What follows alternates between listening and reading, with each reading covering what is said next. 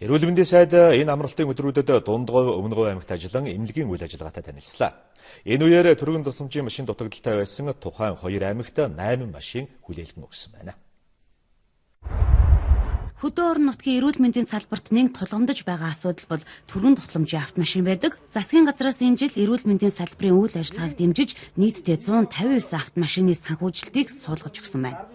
Түргэн тусламжийн автомашины асуудал бол нэмт яаралтай байгаа. Тийм учраас хүний амь насыг аврах, за мөн эмнэлгийн тусламжийн үйлчилгээг хүртээмжтэй үзүүлэх энэ чиглэл дээр бол яах аргагүй одоо түргэн тусламжийн машин зайлшгүй шаардлагатай байгаа гэдгийг бол хүн болгон мэддэг.